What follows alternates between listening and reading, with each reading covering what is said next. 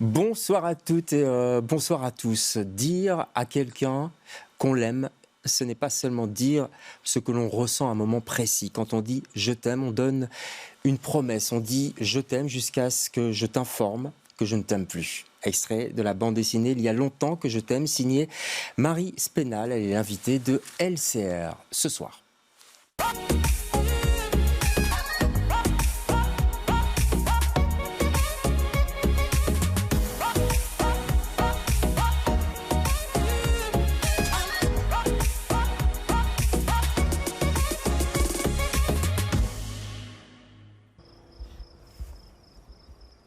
Je trouve que la vie sert à rien sans elle.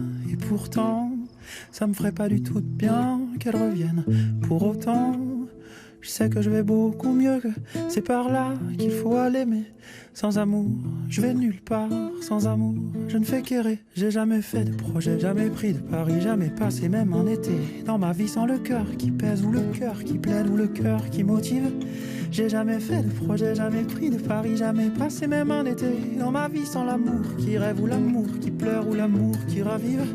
Là je danse et je traîne dans un monde vide de sel, de vide, chance et de prière, et mes sens s'éteignent sous une onde grise de grêle, de pluie. Et avant que l'amour ne revienne, faudra d'abord une rencontre, et le cadre ça compte. Ah bon, moi je m'en contrefous, tout se vaut. Même si c'est vrai que c'est chiant quand autour de ton cou y a écrit cherche l'amour sur un gros panneau, mais tout se voit. Des amours sauvages, fortuits qui n'arrivent qu'une fois, tout se croit. Des amours d'élevage conquis sur l'appli de ton choix, tout se voit. Des amours sauvages, fortuits qui n'arrivent qu'une fois, tout se croit. Les amours d'élevage conquis sur l'appli de ton choix. D'accord, oui, peut-être alors j'y pense quand je rêve à cette histoire d'amour nouvelle qui ouvrirait grand mes rideaux. D'accord, oui, je projette et j'invente une fille de celle qui m'aimerait, ouais, même moi, complètement vrai. Mais avant ça, je veux d'abord qu'on rie. Des mots beaucoup trop doux comme des bonbons qui collent aux dents. Je veux qu'on se taise aussi. Ce silence serein des sentiments constants.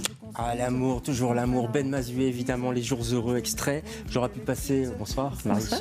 J'aurais pu passer d'ailleurs Les gens qui doutent. Je trouve qu'on est un Oui. petit peu là-dedans également. Il y a un peu de ça dans aussi, cette ouais. bande dessinée, vous connaissez, j'imagine. Ça s'appelle Il y a longtemps que je t'aime. On va tout de suite regarder la couverture de votre bande dessinée qui sort. Un one-shot, comme on dit en BD, hein, parce qu'on Oui. vous connaît pour des séries. Ça s'appelle Il y a longtemps que je t'aime. Ça rappelle une autre chanson d'ailleurs aussi. Oui, tout à fait. On aurait même pu dire il y a trop longtemps que je t'aime, peut-être, non? Il y a un peu de ça? Il y a un peu de ça dans l'histoire, en tout cas, oui. Effectivement, c'est l'histoire d'une histoire d'amour qui a peut-être un peu trop duré, ou Ouais. en tout cas, c'est à remettre en question dans le livre, quoi. Pourquoi vous avez voulu aborder cette thématique-là précisément? Je pense que c'est quelque chose qui me questionnait à ce moment-là. Qu'est-ce Ouais. que c'est une relation qui dure, en fait? Dans la Qu'est-ce durée, qu'est-ce que je peux y trouver? Qu'est-ce qui me coûte aussi dans une relation qui dure avec un homme? Et c'était une espèce d'état des lieux, je pense, de où j'en étais à ce moment-là. Ouais. Donc il y avait ce point de vue-là sur l'amour qui est universel, hein. Je crois qu'on se pose tous ces questions, Oui, bien sûr. hommes-femmes d'ailleurs, ça va dans tous les sens. Et puis il fallait placer le décor, Mhm. une île tropicale, volcanique même, je crois, à un moment donné, Oui, tout à fait. vous en parlez. Un sac de bonbons au début, parce que c'est un naufrage en fait, hein. Donc c'est l'héroïne qui se retrouve un petit peu seule sur cette île, enfin seule. Pas tout à Pas fait, tout en à fait. fait, mais effectivement, ça commence par un naufrage et ça commence par, c'est une Robinsonade hein, réellement où Oui. on a une héroïne qui va commencer par essayer de survivre sur cette île. Ouais, c'est Robinson Crusoe au féminin. Un petit peu, voilà. Mais pas Et pas que. Et puis, assez vite, elle se rend compte qu'effectivement, elle n'est pas seule sur cette île. Il y a un autochtone qui se balade Ouais. aussi. Et ils vont finir par se croiser. Oui, parce qu'elle a tellement envie d'aventure, mais enfin, c'est un besoin d'aventure au sens primitif du terme, je trouve. Enfin, l'aventure de vie, quoi, globale, respirer. Oui. On se rend bien compte, c'est ça en fait, quoi. C'est Ouais, une ouais. aubaine presque pour elle, ce naufrage. Oui, tout à fait. Et je pense que voilà, moi, j'ai eu une envie de raconter une histoire d'île déserte et c'est pas pour rien. C'est aussi une envie comme ça d'aller prendre l'air, Ouais. d'aller de partir en vacances sur une île aussi. Je crois que c'était ça dont j'avais besoin. Et, Ouais. Ben, c'est ça que ça donne comme sentiment. Elle dit des phrases un peu fortes quand même. Elle dit, je pense que filer un aborigène sur une île déserte, c'est ce qui se rapproche le plus de l'essence même d'une aventure. oui, c'est vrai. Elle s'écoute enfin, on a l'impression, non? Elle met du temps à s'écouter parce qu'au début, en fait, il y a ce personnage, il y a une espèce de monologue, mais en fait, au lieu de vraiment se parler à elle-même, elle va beaucoup s'adresser à son mari qui était avec elle sur le bateau de croisière. Et qui est peut-être mort ou pas, elle ne sait pas. Trop. On peut supposer qu'il n'est pas mort, mais c'est pas très clair. Ouais. Et en tout cas, on voit qu'elle a tellement l'habitude d'être avec son mari que voilà, c'est à lui qu'elle parle en premier dans sa tête, avant de peut-être prendre un peu plus d'indépendance. Ouais, et peut-être de suivre cet homme. Il faut lire la bande dessinée pour, enfin, cet homme qui est sur l'île. Ouais. Pour comprendre. Je voudrais qu'on regarde peut-être la bande dessinée de plus près, vos planches, parce que la palette de couleurs est, moi, je trouve extraordinaire. Alors, vous jouez aussi sur les personnages, c'est-à-dire que lui, l'aborigène, il est plutôt coloré, chaud, enfin, on est dans des tons orange. Et elle est, à ce moment-là, au début, en tout cas, elle est grise, dans les tons gris, plutôt froid, quoi. Ça, c'était... Vous vouliez vraiment montrer la différence, j'imagine? Oui, bien sûr. Et en fait, on a aussi joué beaucoup avec l'impression du livre même pour avoir ces couleurs incroyables. C'est-à-dire qu'on a utilisé du rose fluo qui vient se mélanger à toutes les autres couleurs. Ah, c'est ça le secret, c'est ça, d'accord. Le secret. Oui. Et donc, alors, ça se passe comment, concrètement? Le rose fluo arrive après? Non, concrètement, on n'a pas de magenta. Normalement, on imprime en 4 couleurs, cyan, magenta, jaune et noir. Ouais. Et là, nous, on enlève le magenta et on met du rose fluo à la place. Et donc, ça fait que toutes les couleurs qui, normalement, sont faites avec du magenta, donc ça va des orangés au mauve, eh bien, ils vont avoir cette lumière un peu particulière parce qu'à la place du magenta, on a un rose fluo qui est beaucoup plus vif. D'accord. Et c'était pourquoi, Marie? C'était pour rendre les choses un peu plus irréelles, enfin, une façon un peu plus onirique d'expliquer l'histoire? Oui, tout à fait. C'était pour avoir quelque chose...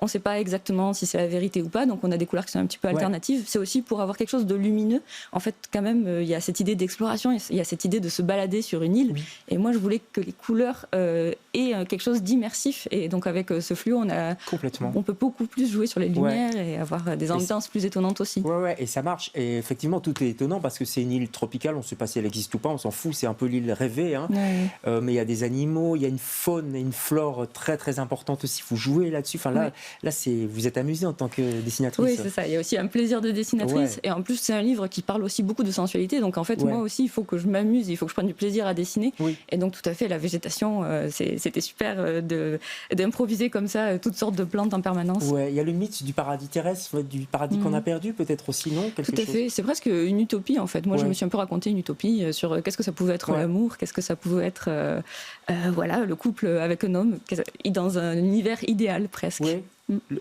L'amour avec un homme dans un monde vierge encore de toute interférence, quoi, on va dire. Oui, c'est ça, avec moins d'attentes, moins de présupposés sur qui doit faire quoi. Ouais. Faut pas conduire les enfants à l'école, faut pas descendre des poubelles. Oui, mais par exemple aussi, on a un personnage masculin qui va être très fort dans la séduction, qui va se faire beau, qui va être beaucoup, presque superficiel, mais qui va être dans le rôle de celui qui se rend joli pour plaire. Mais justement, je trouve qu'il y a une autre lecture aussi. Il y a la lecture de la colonisation. Vous y avez pensé aussi, je suppose, parce qu'il y a la femme blanche et puis il y a l'aborigène qui veut effectivement un peu séduire la femme blanche et elle qui au début veut un peu l'apprivoiser, on va dire. Vous voyez, à ce côté double lecture. Et vous y faites allusion quand vous parlez, par exemple, des maisons rectangulaires que le monde occidental a imposées au monde entier, finalement. Parce qu'on peut se demander pourquoi la plupart des maisons sont maintenant rectangulaires, mais ça vient de chez nous. Oui. Donc vous vouliez parler de ça aussi? Je voulais en sous-couche, pas en parler directement, c'est ça, mais ça fait partie de la sous-couche. C'est aussi que c'est toute une histoire sur Annie, donc l'héroïne, qui étouffe dans le rôle de femme et de femme 2 qu'elle a dû tenir auprès de son mari pendant longtemps. Et en fait, il y a aussi quelque chose de pas en faire un personnage parfait. Elle arrive sur une île et au final, elle donne un rôle, elle aussi, à ce personnage en face, qui est le personnage de l'autochtone. Et elle aussi, finalement, va un peu le coincer dans quelque chose. Voilà. Et je pense quand même que dans l'histoire, il y a quelque chose d'une émancipation où elle va un petit peu, ça va s'atténuer. Mais c'était aussi pour remettre en question ce personnage principal. Et, elle est un peu égoïste ou pas? Bien sûr qu'elle est un peu égoïste, oui, enfin, évidemment. On le tous peut-être un peu. Oui, je crois que...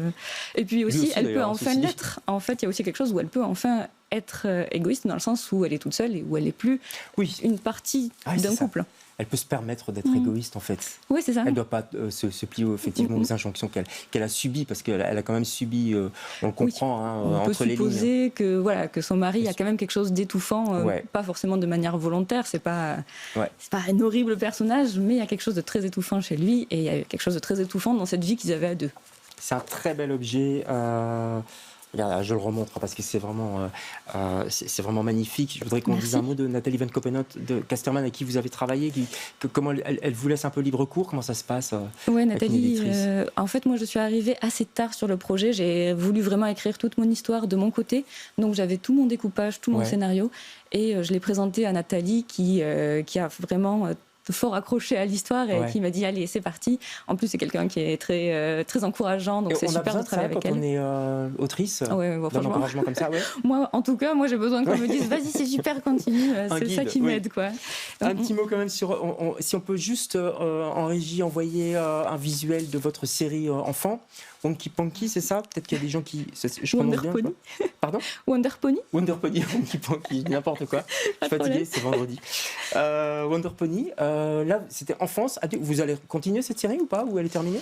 Wonder Pony, c'est en pause pour l'instant. J'ai travaillé sur une autre série jeunesse qui s'appelle Millie et Katsu. Le premier tome, c'était à l'Ultra Fiesta. D'accord. Et là, je travaille sur un deuxième tome qui va se passer plus au moment de Noël. Moi, j'aime bien aussi travailler pour la jeunesse. C'est un public différent. C'est bien d'avoir aussi des ouvertures de public. Parce qu'ici, c'est quand même vachement adulte, on va dire, quand même. C'est vraiment pas pour les enfants, ouais. Non. Vraiment, non. Enfin, ça va, hein, mais c'est pas non plus... voilà. Et puis, public enfant. Vous écrivez différemment, j'imagine, c'est une autre case, quoi, dans votre tête. Ouais, c'est plutôt l'élément déclencheur, c'est qu'est-ce qui va me questionner. Quand ce qui me questionne, c'est le couple longue durée. C'est vrai que je me dis, peut-être à 8-9 ans, on va pas trop saisir la portée du questionnement. Non, il vaut mieux que je parte sur autre chose, peut-être. Faut lire plus tard. Ouais. Donc, voilà. Allez, très rapidement, un coup de cœur, un roman graphique également par Dalita, de Johanna Estrella. Oui, donc c'est une bande dessinée de Johanna Estrella, effectivement. C'est plutôt une petite tranche de vie sur une ado dans une petite ville au Portugal. Ouais. Et ça va être la première fois plus ou moins qu'elle tombe amoureuse. Et c'est très, très joli. C'est de la prose. Le texte est magnifiquement écrit et c'est vraiment super. Ok, là c'est le début de l'amour et ici on va dire que c'est peut-être la fin de l'amour ou pas. Voilà. On verra bien. Lisez la BD, lisez-la surtout jusqu'au bout parce que c'est important aussi. Merci beaucoup. Merci beaucoup Marie d'être passée chez nous. Nous on se retrouve lundi prochain pour un autre Monde des Arts. Ça c'est l'autre émission. Pour un autre courrier recommandé. Bonsoir. Merci.